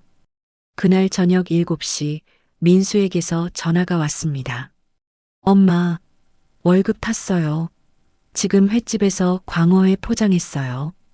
엄마가 좋아하는 매운탕 거리도 같이 샀어요. 전화기 너머로 들리는 아들의 목소리는 마치 어린아이처럼 들떴습니다. 민수야, 그런 비싼 거 왜 샀어? 엄마, 제가 늘 말했잖아요. 제 첫 월급으로 엄마 광어회 배불리 먹여드리는 게 꿈이라고. 오늘이 그날이에요. 집에서 기다려요. 몇 달 전 함께 수산시장을 지나다가 민수가 광어 가격을 물어봤던 일이 기억났습니다. 비싼 가격을 듣고는 아쉬움에 돌아서며 우리도 얼른 돈 벌어서 광어회 배 터지게 먹어보자고 웃으며 했던 말들. 민수는 그 약속을 지키려 하고 있었던 것입니다. 전화를 끄는 민수는 양손 가득 횟집 봉투를 들고 횡단보도 앞에 섰습니다. 초록불이 켜지자 씩씩하게 걸음을 옮겼어요. 집에서 기다리는 엄마 생각에 발걸음이 가벼웠습니다. 그때였습니다. 굉음과 함께 검은 승용차가 돌진해 왔어요. 음주운전자가 신호를 무시하고 달려온 것이었습니다. 할머니는 여기까지 이야기하고는 한참을 울었습니다. 병실안은 무거운 침묵으로 가득 찼어요. 병원에 갔을 때 민수가 아직 의식이 있었어요. 제 손을 꼭 잡고 할머니가 다시 입을 열었습니다. 엄마, 회 사왔어요. 같이 먹고 싶었는데. 그러고는 눈을 감았어요. 태원의 눈시울이 붉어졌습니다. 병국도 고개를 돌려 눈물을 훔쳤어요. 구급차에 실릴 때까지 민수가 손에 끝까지 횟집 봉투를 쥐고 있었다고 합디다. 놓지 않으려고. 첫 월급으로 산 거라고. 엄마 드려야 한다고. 할머니는 가슴을 쳤습니다. 그 후로 저는 하루도 제정신으로 살 수 없었어요. 매일 밤 민수가 꿈에 나타나요. 엄마, 저도 회 먹고 싶었어요. 엄마랑 같이 먹고 싶었어요. 그래요. 준호순경이 안타까운 표정으로 할머니를 바라봤습니다. 그러다 3개월 전 민수 기일에 무작정 복권을 샀어요. 민수 생년월일 숫자들을 넣어서 번호를 찍었죠. 그게 당첨됐다고 하더라고요. 할머니는 쓴웃음을 지었습니다. 50억이라는 돈이 생겼는데 정작 그 돈을 주고 싶은 사람은 이 세상에 없고 이게 무슨 잔인한 운명의 장난인지. 그래서 매일 그렇게 많은 양을 사신 거예요? 태원이 물었습니다. 할머니가 고개를 끄덕였어요.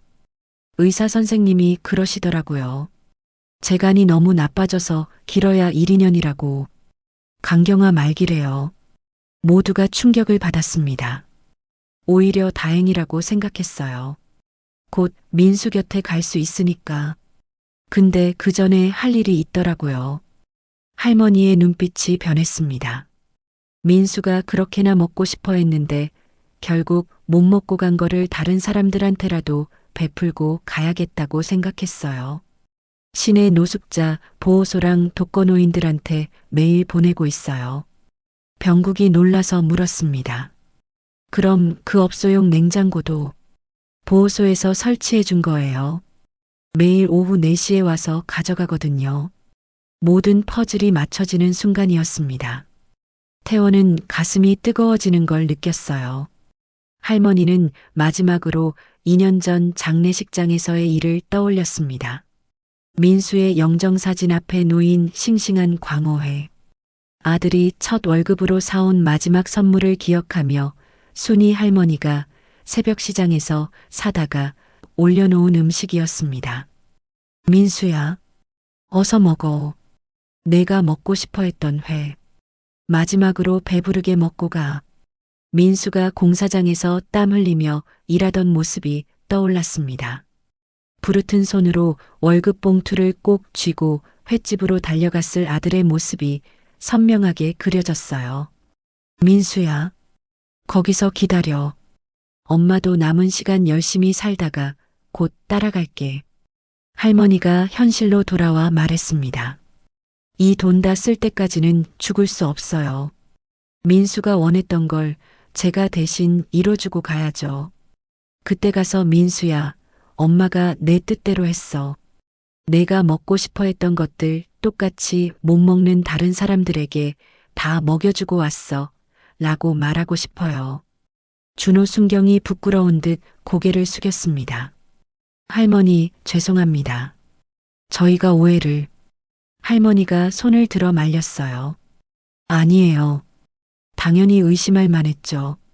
할머니는 힘겹게 미소를 지었습니다. 제발, 제가 이 일 마칠 때까지만 조금만 더 살게 해주세요. 민수가 못다 이룬 꿈을 대신 이루고 가게. 병실안은 눈물바다가 되었습니다. 태원도, 병국도, 준호 순경도 모두 울고 있었어요. 41에 얻은 귀한 아들이 어머니를 위해 공사장에서 땀 흘려번 첫 월급으로 산 광어회. 그 회를 들고 오다 세상을 떠난 아들. 그리고 아들의 못다 이룬 꿈을 대신 이루려는 어머니의 마지막 소원이 모두의 가슴을 찢어놓았습니다. 병실을 나온 태원과 병국, 준호 순경은 한동안 말을 잇지 못했습니다. 복도 창밖으로 보이는 햇살이 유난히 밝게 느껴졌어요. 마치 세상이 다르게 보이는 것 같았습니다. 우리가 정말 큰 오해를 했네요. 준호 순경이 먼저 입을 열었습니다. 그의 목소리에는 깊은 후회가 묻어났어요. 범죄자로 의심했던 할머니가 사실은 천사 같은 일을 하고 있었다니 부끄러움이 밀려왔습니다. 지금이라도 뭔가 도와드려야 하지 않을까요? 병국이 눈가를 훔치며 말했습니다. 태원도 같은 생각이었어요. 하지만 어떻게 도와드려야 할지 막막했습니다. 세 사람이 병원 로비에 도착했을 때 태원의 휴대폰이 울렸습니다. 시장 통장님이었어요. 태원 씨, 어떻게 됐어? 할머니가 정말 범죄에 연루된 거야? 태원은 깊은 한숨을 내쉬며 대답했습니다. 아니에요, 통장님. 우리가 완전히 오해했어요. 지금 시장으로 가서 직접 설명드릴게요. 1시간 후 자갈치 시장의 작은 회의실에는 상인들이 모여 있었습니다. 통장님을 비롯해 이씨 아저씨, 김씨 아주머니, 그리고 평소 할머니를 알고 지내던 상인들이 모두 모였어요. 태원은 병원에서 들은 이야기를 처음부터 끝까지 전했습니다. 로또 1등이라고요? 김씨 아주머니가 놀라서 되물었습니다. 태원이 고개를 끄덕였어요. 네, 50억에 당첨되셨는데 아들이 없어서 쓸 사람이 없다고. 태원은 민수의 이야기를 이어갔습니다. 공사장에서 땀 흘려번 첫 월급으로 광어회를 사오다가 교통사고로 세상을 떠난 아들. 그리고 강경화로 시한부 선고를 받은 할머니가 남은 시간 동안 아들의 뜻을 이어가고 있다는 사실까지. 회의실은 조용해졌습니다. 몇몇 상인들은 손수건을 꺼내 눈물을 닦았어요. 그래서 매일 그렇게 많은 양을. 이씨 아저씨가 중얼거렸습니다. 이제야 모든 게 이해가 되었어요. 왜 할머니가 그렇게 많은 양을 사가는지, 왜 매일 같은 시간에 오는지, 왜 그토록 급하게 서두르는지. 노숙자 보호소랑 독거노인들한테 전부 나눠주고 계셨대요. 병국이 덧붙였습니다. 통장님이 한숨을 내쉬며 고개를 저었어요. 우리가 정말 못할 짓을 했구나. 그런 사정이 있는 줄도 모르고. 그때 민준이가 손을 들었습니다. 저 제안이 있는데요. 우리가 할머니를 도와드리면 어떨까요? 모두의 시선이 민준에게 쏠렸습니다. 할머니 혼자서는 힘드실 것 같아요. 우리가 조금씩이라도 도와드리면. 맞아요. 김씨 아주머니가 벌떡 일어났습니다.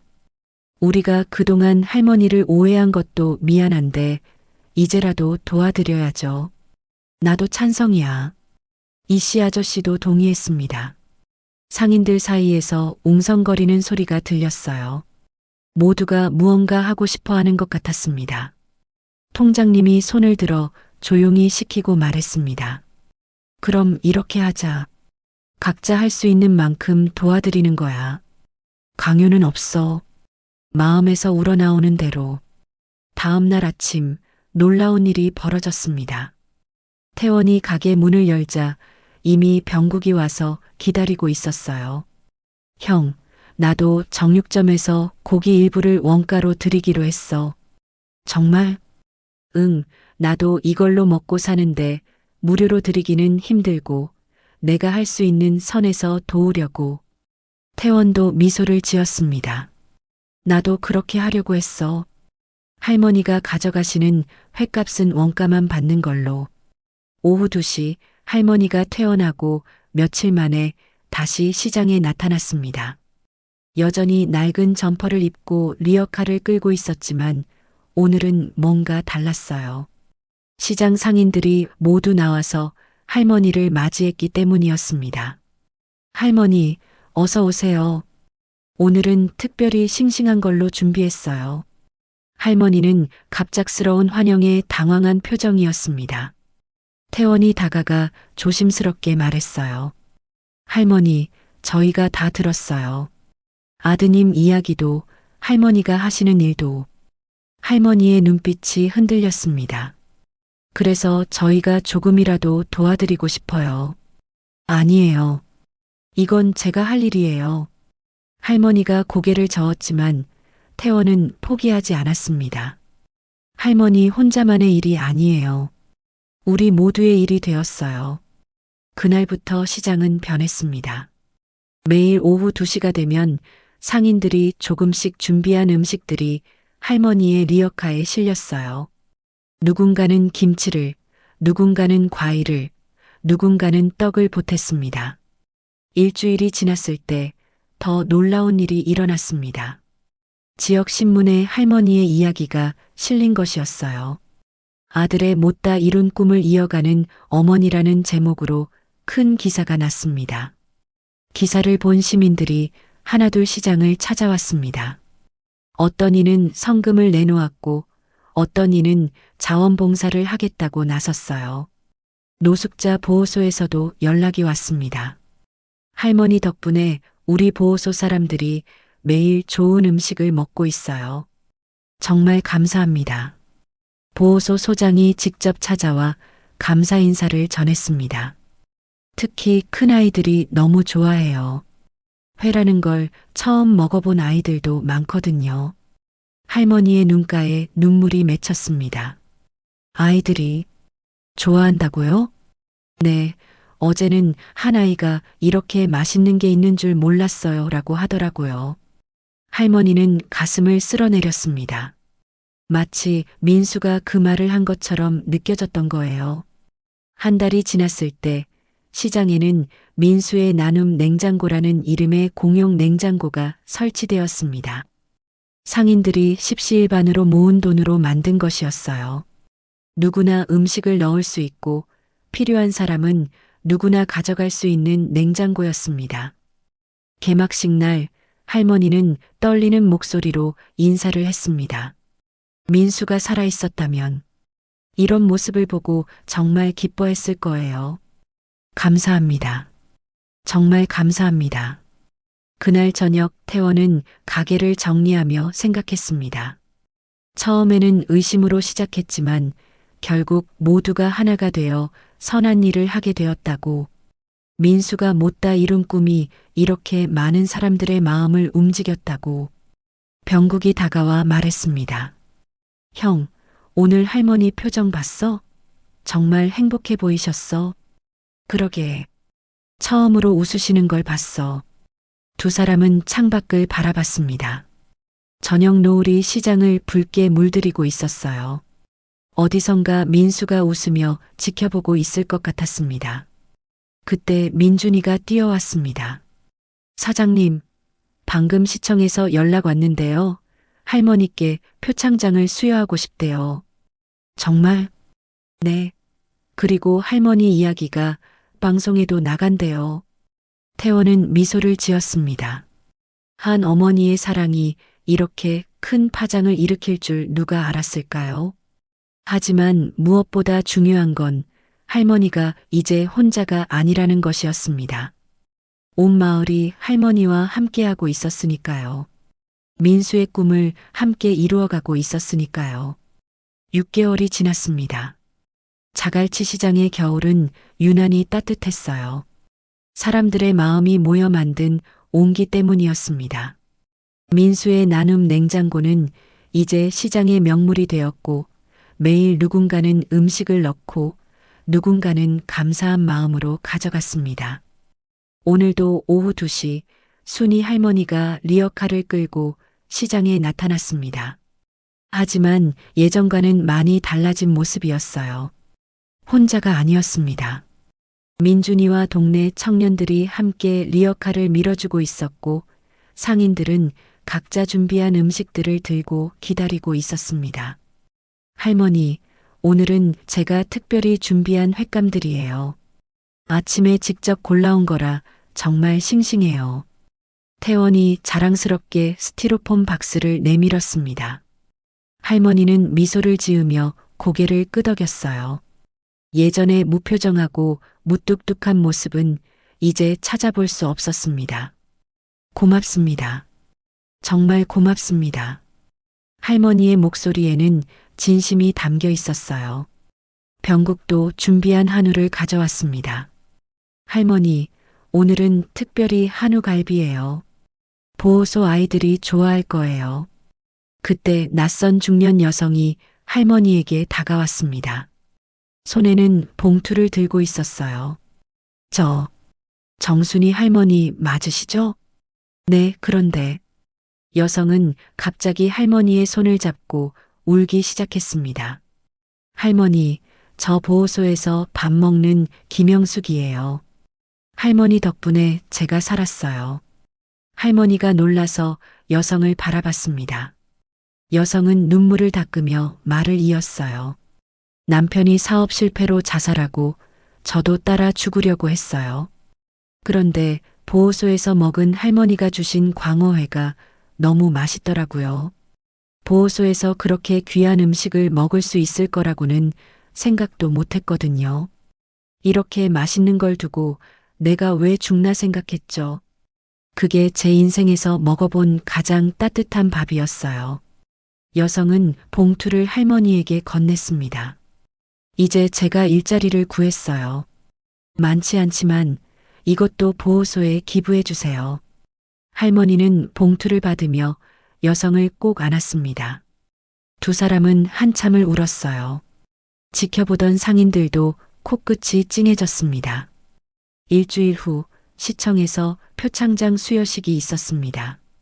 할머니는 처음으로 새 옷을 입었어요. 시장 상인들이 선물한 단정한 한복이었습니다. 무대에 오른 할머니는 떨리는 목소리로 수상 소감을 말했습니다. 저는 그저 아들이 못다 이룬 꿈을 대신했을 뿐이에요. 우리 민수가 하늘에서 기뻐할 것 같아서. 객석에 앉은 상인들은 모두 눈물을 훔쳤습니다. 태원은 할머니의 모습을 보며 생각했어요. 처음 만났을 때의 수상하고 의심스러웠던 그 할머니가 이제는 모두의 어머니가 되었다고. 한 달 후 지역방송 촬영팀이 시장을 찾아왔습니다. 한국의 아름다운 사람들이라는 프로그램이었어요. 할머니는 카메라 앞에서 담담하게 이야기했습니다. 민수가 공사장에서 번 첫 월급으로 사온 광어회를 못 먹고 갔어요. 그래서 저는 매일 그 회를 사요. 민수가 못 먹은 걸 다른 사람들이 먹을 수 있게. 방송이 나간 후 각지에서 성금과 편지가 쏟아졌습니다. 어떤 이는 할머니 덕분에 효도의 의미를 다시 생각하게 됐다고 했고, 어떤 이는 저도 나눔을 실천하겠다고 약속했어요. 그러던 어느 날 할머니가 쓰러졌습니다. 간경화가 악화된 것이었어요. 병원에 입원한 할머니를 매일 상인들이 돌아가며 간병했습니다. 태원과 병국은 밤을 새워가며 할머니 곁을 지켰어요. 할머니, 아직 가시면 안 돼요. 할 일이 많이 남았잖아요. 민준이가 할머니의 손을 잡고 울먹였습니다. 할머니는 힘없이 웃으며 말했어요. 이제 충분해요. 민수한도 많이 풀었고, 좋은 사람들도 많이 만났고, 그때 병실 문이 열리며 수십 명의 사람들이 들어왔습니다. 노숙자 보호소 사람들이었어요. 그들은 각자 작은 선물을 들고 있었습니다. 누군가는 직접 쓴 편지를, 누군가는 손수 만든 종이꽃을 가져왔어요. 할머니, 우리가 왔어요. 할머니 덕분에 저희가 살았어요. 감사합니다. 정말 감사합니다. 할머니는 눈물을 흘리며 한 사람 한 사람을 바라봤습니다. 그들의 얼굴에서 민수를 봤어요. 민수가 그토록 나누고 싶어 했던 그 마음을 봤습니다. 보호소 사람들이 모두 떠난 후 병실은 조용해졌습니다. 창밖으로 저녁 노을이 비치고 있었어요. 할머니는 눈을 감고 깊은 숨을 쉬었습니다. 마치 오랜 여행을 마치고 집으로 돌아온 사람처럼 편안한 표정이었어요. 그날 밤 할머니는 평화롭게 눈을 감았습니다. 마지막 순간까지도 입가에는 미소가 머물러 있었어요. 상주가 없어서 시장 상인들이 힘을 모아 조촐한 장례가 치러졌습니다. 민수묘 옆에 할머니가 묻혔어요. 이제 어머니와 아들이 다시 만났습니다. 1년이 지난 봄날이었습니다. 태원은 스티로폼 박스 하나와 소주 한 병을 들고 묘지를 찾았습니다. 민수와 할머니의 묘비가 나란히 서 있었어요. 그는 조용히 무릎을 꿇고 앉았습니다. 광어회를 꺼내 묘비 앞에 놓으며 소주를 따랐습니다. 바람이 불어버 꽃잎이 날렸어요. 할머니, 저 왔습니다. 그는 한참을 말없이 앉아 있었습니다. 그저 바람 소리와 새 소리만이 들릴 뿐이었어요. 시장으로 돌아온 태원은 여느 때처럼 가게 문을 열었습니다. 오후 2시가 되자 자연스럽게 시계를 봤어요. 이제 할머니는 오지 않지만 그 시간은 여전히 특별했습니다. 민준이가 작은 박스를 들고 들어왔습니다. 한 달에 2번 독거노인들께 전달할 음식을 가지러 오는 날이었어요. 병국의 정육점에서도 김씨 아주머니의 반찬 가게에서도 조금씩 보탰습니다. 거창하지 않은 각자가 할 수 있는 만큼의 나눔이었어요. 민수의 나눔 냉장고는 여전히 시장 한 구석에 있었습니다. 누군가는 김치를 넣고 누군가는 반찬을, 누군가는 과일을 넣었어요. 필요한 사람은 언제든 가져갈 수 있었습니다. 저녁이 되어 가게를 정리하던 태원은 할머니가 늘 앉던 구석 의자를 바라봤습니다.